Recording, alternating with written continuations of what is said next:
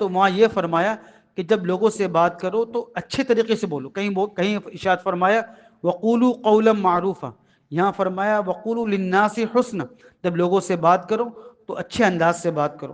تو یہ بہت بڑا سبق ہے کہ زبان کی نرمی اور زبان سے لوگوں کو عزت دینا، احترام کرنا، یہ ہمارے ایمانی کی بنیادوں میں آگے بھی انشاءاللہ آئیں گے. تو اس لیے ہم سب کے لیے بھی سبق ہے کہ انسان اپنی زبان کو بھی نرم کرے، خاص طور پر اپنے گھر والوں کے ساتھ.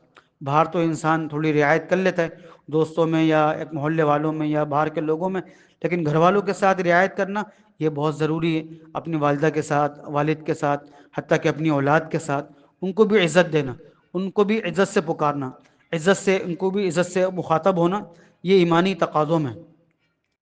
اس کے ساتھ فرمایا کہ نماز کا بھی قائم کرنا، زکوٰۃ کی بھی ادائیگی کرنا. اس کے بعد اللہ پاک نے بنی اسرائیل انہی یہود کی ایک اور بات یہ بیان فرمائی کہ یہ دنیاوی زندگی پر بہت زیادہ حریص ہیں. کہتے تو یہ ہیں کہ آخرت کی زندگی تو ہے ہی ہمارے لیے، ہم ہی کامیاب ہوں گے، ہمارے علاوہ دنیا میں کوئی بھی کامیاب نہیں ہوگا. لیکن اللہ تعالیٰ فرما رہے ہیں اگر ان کا دعویٰ سچا ہے تو پھر یہ مرنے کی تمنا کریں. یہ تم کو یقین ہے کہ تم مرنے کے بعد تم ہی جنت میں جاؤ گے، تمہارا امتحان یہ ہے کہ تم میں سے کوئی مرنے کی تمنا کرے. کیونکہ وہ یہود تو سمجھتے تھے اگر ہم نے مرنے کی تمنا کی تو فوراً موت آ جائے گی، فوراً مر جائیں گے. چنانچہ ایک کے بارے میں بھی نہیں آتا کہ اس نے جرت کی ہو کہ ہاں میں مرنا چاہتا ہوں، ایک نے بھی نہیں کہا. تو اللہ تعالیٰ فرماتے ہیں کہ یہ اس بات کی علامت ہے کہ یہ جھوٹ بولتے ہیں کہ ہمیں مرنے کے بعد جنت میں صرف ہم جائیں گے. اگر ان کو یقین ہوتا تو یہ فوراً مرنے کی تمنا کرتے، جنت میں پہنچ جاتے. تو کسی ایک نے بھی مرنے کی تمنا نہیں کی. اور یہ قرآن شریف کا معجزہ بھی ہے. قرآن شریف نے ایسی سی باتوں کا چیلنج کیا ہے جس کو کوئی ایک آدمی بھی پورا کرنے کے لیے تیار نہیں ہو. اس کے بعد ارشاد فرمایا آگے سلیمان علیہ السلام کا بھی ذکر ہے. یہود کی ایک بری بات یہ بھی تھی کہ انہوں نے اپنے نبی سلیمان علیہ السلام پر دو تہمتیں باندھی. ایک تہمت یہ لگائی اپنے نبی پر، سلیمان علیہ السلام پر، کہ وہ جو جادو وغیرہ جو ہم سیکھتے ہیں سکھاتے ہیں یہ ہمیں اس کا ذکر، اس کا حکم ہم کو حضرت سلیمان علیہ السلام نے دیا. اور دوسری تہمت یہ لگائی کہ سلیمان علیہ السلام شرک میں مبتلا ہو گئے تھے، نعوذ باللہ، مرتد ہو گئے تھے مرنے سے پہلے. دو تہمتیں آج بھی بائبل کے اندر دونوں تہمتیں مذکور ہیں. انہوں نے اپنے ہی نبی پر دونوں تہمتیں لگائیں، ابھی بھی موجود ہیں، ابھی بھی ان کی کتابوں کے نسخوں کے اندر یہ تہمتیں موجود ہیں. چنانچہ یہود کی بری باتوں میں ایک بات یہ تھی کہ یہود نے کے اندر جادو کا بہت رواج ہو گیا. شیطان نے ان کو پٹی یہ پڑھائی کہ سلیمان علیہ السلام کی اتنی بڑی سلطنت ہے، ہوا، چرند پرند سب ان کے تابع ہیں، یہ سب جادو کے زور پر ہے، ان کے پاس جادو ہے، تو تم جادو سیکھ لو گے تمہاری بھی بڑی سلطنت ہوگی. تو شیطان کے بہکاوے میں آ کر انہوں نے جادو سیکھنا شروع کر دیا. تو دنیا کے اندر سب سے پہلے جو جادو آیا ہے یہود کی طرف سے آیا ہے، اور یہاں سے منتقل ہو کر پھر دیگر اقوام ہیں وہاں منتقل ہوا، پھر ہمارے ہندوستان میں پہنچا. اب ہندوؤں کے اندر زیادہ ہے کہ جب چلا تو یہود سے ہی ہے، پہنچتے پہنچتے ایران، پھر ایران سے ہندوستان، تو یہاں تک پہنچا ہے. تو اللہ تعالیٰ نے یہاں پر ارشاد فرما دیا کہ سلیمان علیہ السلام نے کبھی بھی جادو کا حکم نہیں دیا اور کبھی بھی کفر کا حکم نہیں دیا، کیونکہ جادو اپنی بعض صورتوں کے اندر تو کفر تک لے جاتا ہے تو یہ حرام چیز، ناجائز چیز ہے جادو کرنا.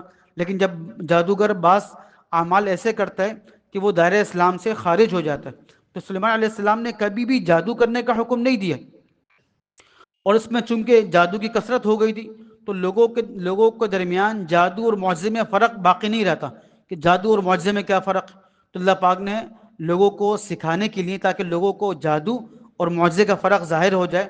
ایک عام فرق تو یہ ہے کہ جادو کے اندر اسباب تو ہوتے ہیں لیکن نظر نہیں آتے. جیسے ہم کسی کو ماریں تو نظر بھی آئے گا کہ جیسے ڈنڈے سے مارا ہے، مارتے ہوئے نظر آ رہا ہے، لیکن جادو میں بھی مارتے ہیں لیکن وہ سبب نظر نہیں آتا. لیکن جو معجزہ ہوتا ہے اس کی خاصیت یہ کہ معجزے کے اندر کوئی سبب نہیں ہوتا، براہ راست اللہ تعالیٰ کا حکم ہوتا ہے.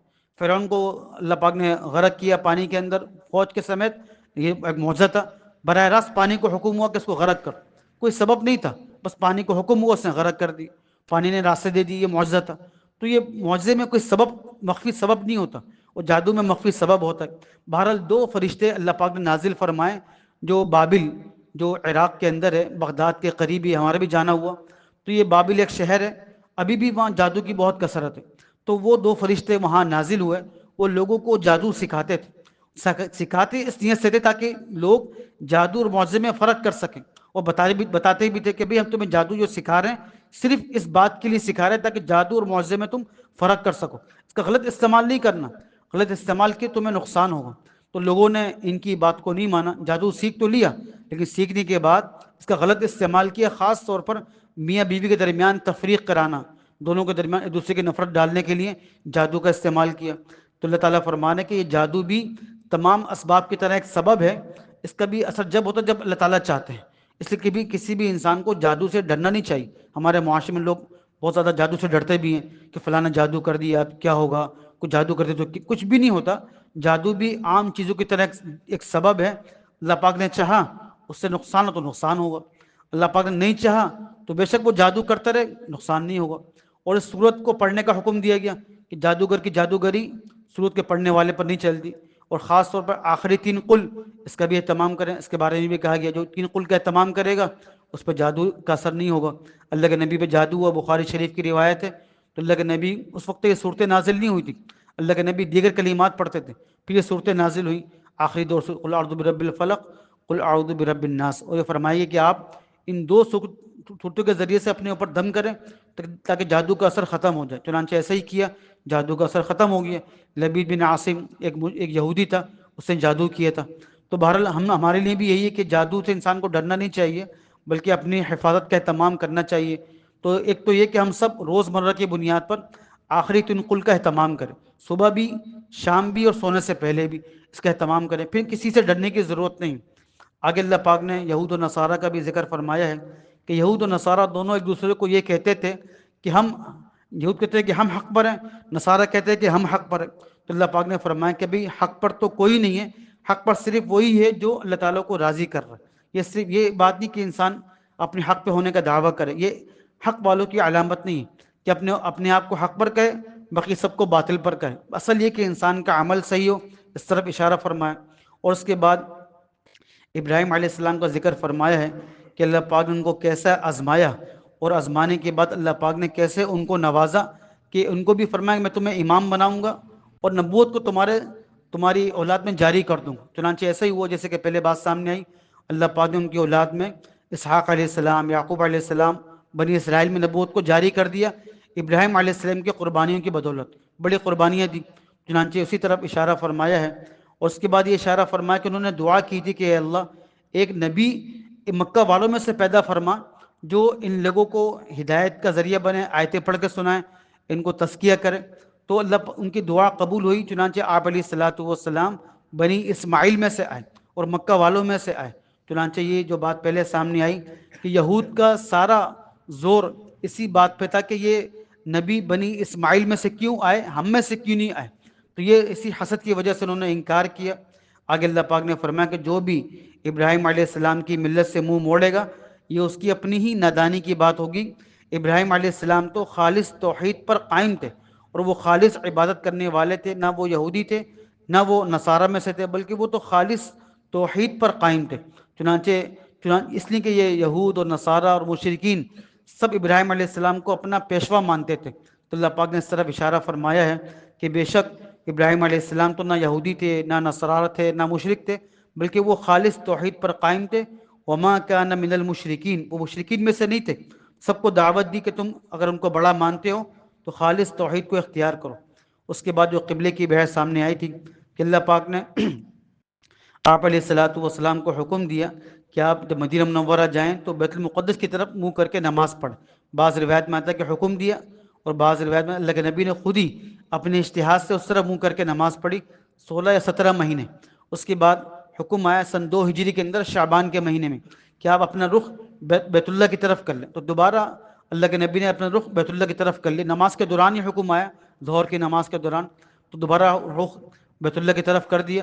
تو اس میں یہود نے اعتراض کیا کہ کیسے نبی ہیں، کبھی اس طرح منہ کرتے ہیں کبھی اس طرح منہ کرتے ہیں۔ تو اللہ پاک نے اس کا جواب دیا کہ کسی بھی سمت کے اندر تقدس نہیں ہے، کسی بھی سمت کے اندر اپنی ذات میں اس کا کوئی احترام نہیں ہے، ساری سمتیں اللہ کی بنائی ہوئی ہیں، تو مشرق کی طرف منہ کرو، مغرب کی طرف رخ کرو، یہ سارا رخ اللہ ہی کی طرف۔ اصل تو اللہ کو راضی کرنا ہے، جہاں اللہ کا حکم آ جائے تو وہاں اصل وہ ہے۔ تو ہمارے لیے بھی سبق ہے کہ انسان ہر وقت اللہ تعالیٰ کے حکم کو دیکھ کر چلے، کوئی ذاتی شخصیت کی طرف یا کسی ذات کی طرف نہیں، بلکہ جہاں اللہ کا حکم آیا ہے اس کو دیکھ کر چلے تو پھر کامیابی ہے۔ اس کے بعد اللہ پاک نے نماز کے ذریعے سے اور صبر کے ذریعے سے انسان کو حکم دیا کہ وہ مدد حاصل کرے۔ یہ بڑی بڑی دولتیں ہیں، نماز اور صبر۔ ہر کام کے اندر انسان صبر کا اہتمام کرے، جلدی نہ کرے۔ کوئی کام ہے، کوئی ملازمت ہے، کوئی تجارت کرنی ہے، کوئی ملازمت کرنی ہے، کوئی پڑھائی کرنی ہے، تو جلدی نہ کرے، جلدی سے یہ کام ہو جائے۔ انسان کی فطرت میں جلدی ہے، اس سے انسان کامیاب نہیں ہوتا، بلکہ صبر کرے، ہر کام کے اندر صبر کرے، صبر کا پھل میٹھا ہوتا ہے۔ اور اس کے بعد یہ فرمایا کہ نماز کے ذریعے سے اور صبر کے ذریعے سے اللہ کی مدد چاہو۔ یہ بات ہمارے سامنے انشاءاللہ آگے بھی آئے گی کہ صبر کا مفہوم بہت وسیع ہے۔ صرف صبر کا مطلب یہ نہیں کہ انسان کا کوئی کام نہیں، وہ انسان نے صبر کر لیا، بلکہ نیک کاموں پر صبر، نیک کاموں پہ جمنے پر صبر، اور برے کاموں سے بچنے پر صبر، یہ بھی سب صبر کے مفہوم میں داخل ہے۔ جو یہ سارے کام کرے پھر وہ صابر اللہ کی نگاہ میں کہلائے گا۔ تفصیل انشاءاللہ آگے بھی آئے گی۔ اس کے بعد اللہ پاک نے حلال کمائی کی طرف اشارہ فرمایا ہے کہ انسان حلال کمائی کا اہتمام کرے۔ کوئی جب حلال کمائی ہوگی تو انسان کے اعمال بھی قبول ہوں گے۔ یہ فرمایا کہ یا ایھا الناس، اے لوگوں، کلوا مما فی الارض حلالا طیبا، کہ تم کھاؤ زمین میں سے حلال بھی ہو اور پاکیزہ بھی ہو۔ تو فرماتے ہیں کہ دو چیزیں بیان فرمائیں، ایک تو وہ حلال ہو، دوسرا وہ پاکیزہ طریقے سے بھی حاصل کیا گیا ہو۔ مردار کھانا جائز نہیں ہے، خنزیر کھانا جائز نہیں ہے، جو اللہ کے غیر کے نام پہ ذبح ہوا وہ کھانا جائز نہیں ہے۔ دو باتیں، کمایا بھی حلال طریقے سے ہو اور وہ خود بھی حلال ہو، اس کا کھانا بھی جائز قرار دیا گیا ہو۔ صرف یہ نہیں کہ وہ حلال ہو، بلکہ انسان نے حلال کمایا لیکن تھا وہ حرام، مثلا خنزیر کھا لیا یا شراب پی لی، تو حلال طریقے سے کمانے کے بعد بھی وہ حرام ہی رہے گی۔ دو چیزیں ہونا ضروری ہیں کہ حلال کمایا بھی ہو اور وہ خود چیز بھی جائز، اس کا کھانا بھی جائز ہو۔ تو یہ حلال کی بڑی ترغیب دی گئی ہے، حرام سے بچنے کو کہا گیا ہے، اور یہ تمام عبادات کا راستہ ہے اور دروازہ ہے۔ اگر انسان کا لقمہ حلال ہے تو اس کی ساری عبادت اللہ کے ہاں قبول ہوں گی، اللقمہ حرام ہے تو ساری عبادت اللہ کے ہاں مردود ہوں گی۔ تو یہ حرام سے بچنا بہت ضروری ہے، اور اس کے حرام کی بہت ساری صورتیں ہمارے معاشرے میں رائج ہیں۔ کسی موقع میں تفصیل بھی آئے گی انشاءاللہ۔ انسان کو حرام سے بہت بچنے کی ضرورت ہے۔ انسان نفلی اعمال کم کرے بے شک، لیکن حرام سے بچے۔ عام طور پر ہمارے ہاں تقوی کا مفہوم یہ بیان کرتے ہیں کہ انسان عبادت کا اہتمام کرے، اور عبادت کے معاملے میں نہیں بلکہ تقوی، مالی معاملات میں بھی تقوی اختیار کرنا ضروری ہے کہ انسان حرام سے، شبہ کی چیزوں سے بچے، تاکہ اس کی کمائی بھی پاکیزہ ہو اور اس کی غذا بھی پاکیزہ ہو، تو اس کی عبادت بھی اللہ کی بارگاہ میں قبول ہوگی۔ اگلی آخری آیتوں میں یہ ارشاد فرمایا کہ تم پر اللہ پاک نے جو میتہ ہے، یعنی کہ جو چیز مردار ہے، جانور ہے، اس کو حرام قرار دیا ہے، اور خون کو حرام قرار دیا ہے، اور خنزیر کو حرام قرار دیا ہے، اور جو اللہ کے غیر کے نام پہ ذبح کیا جائے اس کو بھی حرام قرار دیا ہے۔ تو اللہ کے غیر کے نام پہ جو لوگ منت مانتے ہیں یا نظر مانتے ہیں، یہ سب حرام، اس کا کھانا بھی حرام۔ کوئی آدمی اللہ کے غیر کی نظر مانے اور ذبح کرے، فلاں پیر صاحب کے نام، فلاں قبر والے کے نام ذبح کیا، تو یہ آدمی دائرہ اسلام سے خارج ہے، ایک شرک کفر میں چلا جاتا ہے، دائرہ اسلام سے خارج ہوئے۔ تمہارے بہت سارے لوگ ہیں جو بیچارے اس کے اندر مبتلا ہیں کہ کبھی کبھار وہ کسی پیر صاحب کے نام خیرات کرتے ہیں، فاتحہ کرتے ہیں، یا نذرانہ دیتے ہیں، فلاں قبر والے کے نام ذبح کرتے ہیں۔ تو یہ بہت خطرناک قسم کا شرک ہے جو ہمارے ایمان کے لیے ایک طرح سے جان لیوا ہے، اور ایمان کو نقصان پہنچانے والی چیز ہے، اس سے بچنا چاہیے۔ اللہ تعالیٰ ہم سب کو ان تمام باتوں پر عمل کرنے کی توفیق عطا فرمائے۔ الحمد للہ رب العالمین، اللہم صلی وسلم علی نبینا محمد وعلی آل سیدنا و مولانا محمد وبارک وسلم۔ اللہم ربنا آتنا فی الدنیا حسنہ وفی الآخرۃ حسنہ وقنا عذاب النار۔ اللہم سلمنا لرمضان وسلم رمضان لنا وتسلمہ منا متقبلا، وصلی اللہ علی النبی الکریم وعلی آلہ واصحابہ اجمعین برحمتک یا ارحم الراحمین۔